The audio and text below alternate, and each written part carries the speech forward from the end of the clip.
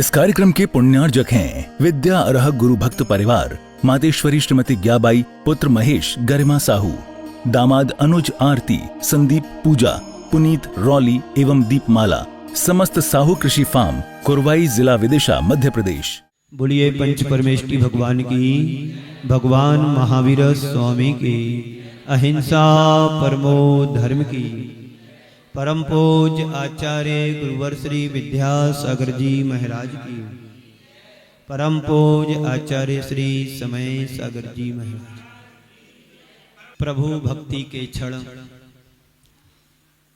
जीवन के दुर्लभ क्षण होते हैं। आज में प्रातः यहाँ से बाजू में 1 से 1.5 किलोमीटर दूरी पर शिवपुर कोई कॉलोनी है, वहां जाने का मेरे को अवसर मिला। जाकर के देखा लोगों में बड़ा उत्साह है। देव शास्त्र गुरु के प्रति उत्साह हमारे जीवन में बना रहना चाहिए। नाम भी कॉलोनी का शिवपुर है। शिवपुर यानी मोक्ष के पुर यानी पुरा नगर। बड़ा अच्छा लगा मुझे वहां जाकर के। शांति धारा भी हुई, 10-15 मिनट का आशीर्वचन के रूप में प्रवचन भी हुआ।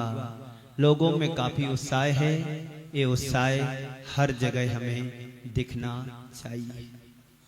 हम अपने जीवन को पूजन से जोड़ रहे हैं, निरंतर पूजन का अर्थ समझ रहे हैं। आज इसी कड़ी में और पूजा के बारे में थोड़ा सा समझेंगे कि बंधुओं उस स्वरूप बोध को पाने का हम प्रयत्न करें। पूजा के हमारे शास्त्रों में 5 अंग कहे गए हैं। सबसे पहला है आवाहन, दूसरे स्थान पर आता है स्थापन, तीसरे स्थान पर आता है सन्निधिकरण और चौथे स्थान पर पूजन और 5वें स्थान पर विसर्जन। ये 5 अंग पूजा के कहे गए हैं। इन 5 अंगों से सहित आप सभी जनेन्द्र देव की, जिनवाणी की और गुरुओं की पूजन करते हैं। पूजन की भूमिका है अभिषेक से। अभिषेक से हमारे पूजा की शुरुआत होती है। अभिषेक पूर्वक ही हम सबको पूजन करना चाहिए। यही परंपरा हमारे आचार्यों की मान्य है कि अभिषेक से ही विसर्जन तक की सारी विधि यदि एक श्रावक करता है तो उसकी सही पूजा मानी जाती है। कई बार क्या होता है, समय कम होने के कारण अभिषेक तो कर लेते हैं लेकिन पूजा को हम छोड़ देते हैं। पर ये पूजा तुम्हारा अभिषेक पूरा अधूरा ही माना जाता है। आगम में 5 प्रकार के अभिषेक कहे गए हैं। आपको सबको मालूम होगा कि 5 अभिषेक कैसे होते हैं। सबसे पहले होता है जन्माभिषेक, दूसरे नंबर पर होता है राज्याभिषेक, तीसरे नंबर पर होता है दीक्षाभिषेक, चौथे नंबर पर होता है जिन प्रतिमा अभिषेक और 5वें नंबर पर होता है देवादि अभिषेक, यानी देवों का भी अभिषेक होता है जो स्वर्ग के वासी हैं। इसके छोटी छोटी व्याख्या हम आपके सामने करेंगे। जन्माभिषेक किसे कहते हैं तो आचार्य कहते हैं जन्माभिषेक उसे कहते हैं तीर्थंकरों का जब जन्म होता है। सौधर में इंद्र अपनी सेना के साथ में, अन्य साथियों के साथ में सची के माध्यम से शिशु बालक को लेकर के अभिषेक करने के लिए पांडुव शिला पर ले जाते हैं और वहां जाकर के क्षीरो दधी समुद्र का जल लाकर के सौधर्म इंद्र के सहयोग से और उनके अन्य साथियों के सहयोग से पांडुव शिला पर बालक का अभिषेक होता है। वह जन्माभिषेक अभिषेक है। दूसरे स्थान पर आता है राज्याभिषेक। जब बालक कुमार अवस्था को प्राप्त करता है तो सभी जन मिलकर के उनको सिंहासन पर विराजमान करते हैं, आसन पर विराजमान करते हैं, सा विधि सम्मान पूर्वक। तब होता है राज्याभिषेक। तीसरे नंबर पर अभिषेक होता है दीक्षाभिषेक। जब वह राजकुमार राजपाट भोग करके सांसारिक चीजों को भोग करके जब वैराग उनके जीवन में उत्पन्न होता है तो घर से निकल करके जब दीक्षा के अभिमुख होते हैं, दीक्षा के समय दीक्षाभिषेक होता है। चौथे नंबर पर जब साधु बनकर के सारी जिंदगी तपस्या साधना करके अंदर जमे हुए कर्म की माँ काली माँ को जन्म जन्मांतरों के कर्मों को जब क्षय कर देते हैं, अरिहंत बन जाते हैं, तो प्रतिमा के रूप में जिनाभिषेक कहा जाता है, किया जाता है। जो हम रोज मंदिर में अभिषेक करते हैं तो जिन प्रतिमा का अभिषेक करते हैं, सिद्धों का अभिषेक तो होता ही नहीं है, क्योंकि उनका आकार कोई आकार नहीं, वो निराकार हैं। आज हमें जो मंदिरों में प्रतिमाएं दिखाई देती हैं वो अरिहंत अवस्था की प्रतिमा के स्वरूप हम उनको स्थापित करते हैं। सिद्ध भगवान को स्थापित किया नहीं जा सकता है, सिद्धों को तो हृदय में विराजमान किया जा सकता है कि सिद्ध हमारी आत्मा के स्वरूप हैं। जैसे हमें अपनी आत्मा दिखाई नहीं देती है, वैसे ही सिद्ध परमेष्टि हमें दिखाई। जब जो वस्तु दिखाई नहीं देती है तो उसका अभिषेक कैसे करें? नहीं कर सकते हैं। तो चौथा अभिषेक जिन प्रतिमा अभिषेक होता है। और पांचवा अभिषेक देवों का होता है। देवों का ऐसा अभिषेक जो उत्पत्ति के समय जब सैया पर उत्पन्न होते हैं तो वहां के अन्य देव आकर के उत्पाद सैया पर उनको अभिषेक यानी नहन करते हैं, उनका नहलाते हैं, तो वो देव अभिषेक मान करके चलो। ऐसे आगम में इस तरह के 5 प्रकार के अभिषेकों की चर्चा की है। अपने नंदीश्वर भक्ति में आचार्य पूज्य पाद स्वामी ने भी इन्हीं सब चीजों का उल्लेख करते हुए कहा है, भेदेन वर्णा न सौ धर्मा स्नपन कर्तिता मापन्ना परिचायक भाव मिता से चंद्रा रुद्र चंद्र निर्मल यश। नंदीश्वर देवी का वैभव बतलाते हुए आचार्य कहते हैं, इंद्र अभिषेक करते हैं और देवियां अपनी जगह पर खड़ी होकर के तालियां बजाती हैं, अनुमोदना करती हैं, अभिषेक देखती हैं। जैसे आप लोग जब भगवान का अभिषेक या शांति धारा होती है तो आप महिलाएं सब बड़े उत्साहित होकर के अभिषेक को दर्शन करती हैं, देखती हैं। अभी मैं शिवपुर के मंदिर में था तो कम से कम 50 महिलाएं माताएं बहनें होंगी। जब अभिषेक हो रहा था तो बड़े उत्साहित होकर के तालियों को बजा बजा करके ऐसे झुक झुक करके अभिषेक को देख रही थी। मुझे बड़ा अच्छा लगा कि देखो भगवान के प्रति कितना श्रद्धान है। यहाँ पर भी आप लोग अभिषेक देखते हैं तो बड़े उत्साहित होकर के देखते हैं। यही हमारे जीवन की शुरुआत मानी जाती है। कई लोगों के सुबह की शुरुआत तो 10 बजे के बाद होती है, क्योंकि देर रात सोते हैं तो देर सुबह उठते भी हैं। पर संत कहते हैं अपने जीवन की दिनचर्या को व्यवस्थित करना चाहिए। अधिकांश लोग बीमार इसलिए बने रहते हैं कि वहीं रहना, वहीं खाना, वहीं सोना, वहीं सब कुछ करना। तो अंदर की गंदगी बाहर आती है और बाहर की गंदगी अंदर श्वास के माध्यम से जाती है, तो सारा सिस्टम बिगड़ जाता है।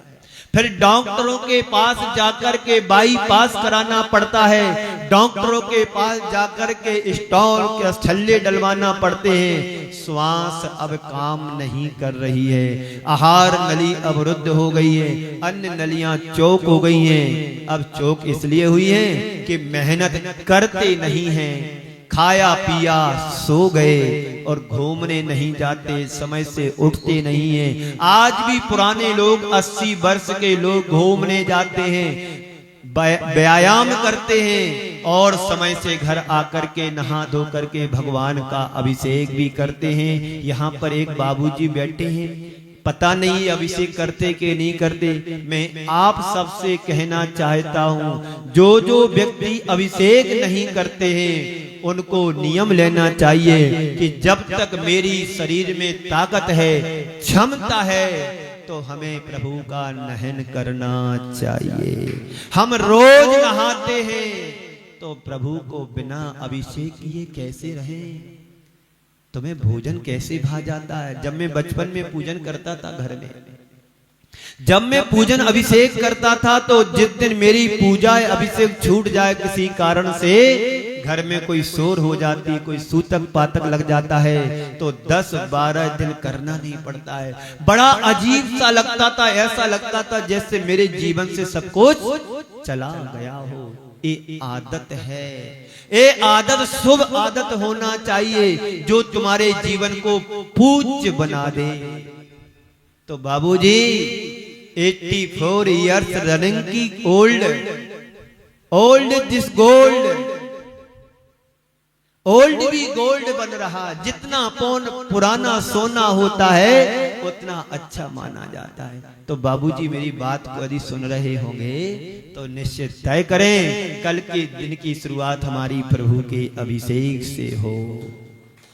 जितने भी इस बात को मेरी सुन रहे हैं या सुनेंगे आगे चैनल के माध्यम से, उन तमाम लोगों से मैंने कहना चाहता हूं कि हमारे दिन की शुरुआत प्रभु दर्शन से हो, प्रभु भजन से हो, प्रभु नहन से हो, तो तुम्हारा मानव जीवन सार्थक माना जाएगा।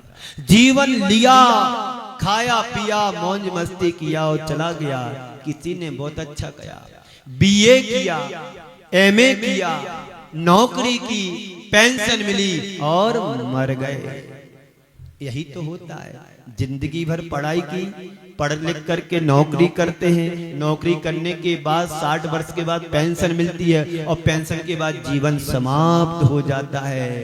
तो जीवन समाप्त हो उससे पहले कहीं हम अपने जीवन को जोड़ने का प्रयास करें। जब यहां से मेरा कहीं जाना होगा तो वो हमें सब कुछ मिले जो तुमने कभी सोचा ही नहीं होगा।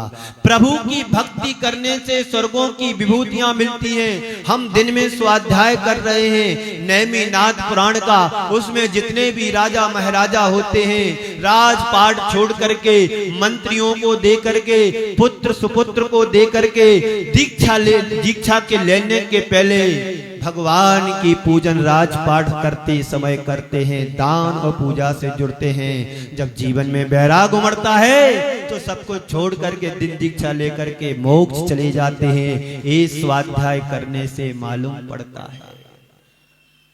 तो क्या कहा है नंदीश्वर भक्ति में कि सौधर में इंद्र अभिषेक करता है और उनकी सची आदि अन्य देवियां अभिषेक को देखती हैं, तालियां बजाती हैं, खड़े होकर के देखती हैं। इसी बात को पूज्य गुरुदेव ने आचार्य श्री ने नंदीश्वर भक्ति का पद्यानुवाद करते हुए कहा है, बिंबों के अभिषेक देख, बिंबों के अभिषेक कार्य कर हुआ इंद्र सौधर्म महा। इंद्रों के अभिषेक कार्य कर हुआ इंद्र सौधर्म महा। दृश्य बना उसका क्या वर्णन, दृश्य बना उसका क्या वर्णन, भाव भक्ति सो धर्म रहा। सहयोगी बन उसी कार्य में, सहयोगी बन उसी कार्य में, शेष इंद्र जय गान करें, पूर्ण चंद्र सम निर्मल असले, प्रसाद गुण का पान करें, प्रसाद गुण का पान करें। बंधुओं, हम पति अभिषेक करें, पत्नी को गंधु तक दे। हर पत्नियों का नियम होना चाहिए, जब तक मेरा पति देव अभिषेक पूजन नहीं करेगा तब तक मेरा अन्न जल का त्याग। यदि सच्ची प्रिय कारणी तुम उसकी होगी तो वो तुम्हें अभिषेक करके गंधोदक अवश्य देगा, वरना सब स्वार्थ की दुनिया है। आप चाहते हो कि मेरा पतिदेव पूजन पाठ अभिषेक करे? कौन कौन चाहता है मेरा पतिदेव बिगड़ा हुआ सुधरे? कोई नहीं चाहता। जैसा है सो अच्छा है, कम से कम निभा तो रहा है, नहीं तो छोड़ के चला जाएगा, मैं तो किसके सहारे रहूंगी। ये सोच तुम्हारी खंडित सोच है। पत्नियों को अधिकार होता है बिगड़े पतियों को सही मार्ग पर लगाना। झेलना रानी के जीवन को देखो, सीता के जीवन को देखो, द्रौपदी के जीवन को देखो, मैना सुंदरी के जीवन को देखो। जिन जिन पत्नियों सतियों का मैंने आपके सामने नाम लिया, सब ने अपने पतियों को सही राह दिशा बोध दिया।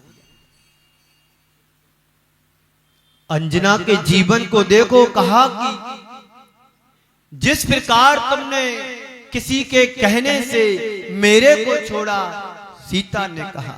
किसने कहा? सीता ने कहा कृतांत वक्र से, जाओ तुम मेरे पति स्वामी से कहना कि जिस लोक लज्जा के कारण तुमने मेरे को छोड़ा, लोक अपवाद के कारण जिस प्रकार तुमने मेरे को छोड़ा, किसी के कहने से धर्म को नहीं छोड़ देना। है आज की ऐसी कोई सीता? सीता मिलेगी, पर वो सीता राम की सीता नहीं मिलेगी। आपको सीता मिलेगी कि जल्दी से जल्दी वकील से संपर्क करो, जैसे बने तैसे हमारा निपटारा हो और अधिक से अधिक पैसे वसूलने के लिए हमारा काम बने। वो सीता आज घर घर में भरमार पड़ी है, पर राम की सीता सिर्फ एक ही सीता थी, कोई दूसरी नहीं हो सकती है। बंधुओं, ये सब पूजा का फल है, धर्म के अनुष्ठान का फल है। यदि सीता के हृदय में धर्म नहीं होता तो पति से और कुछ भी करवा सकती थी और कहती आधा राज्य मुझे दो, आधा तुम जानो, क्योंकि मेरा भी परिवार है, मैं भी एक इंसान हूं। पर सीता ने ये नहीं कहा। सीता ने यही कहा, जैसे मुझे छोड़ दिया, कहीं धर्म को तुम ऐसे नहीं छोड़ देना, बस यही मेरे स्वामी से कहना। अंजना ने भी कभी अपने पति को दोषी नहीं ठहराया।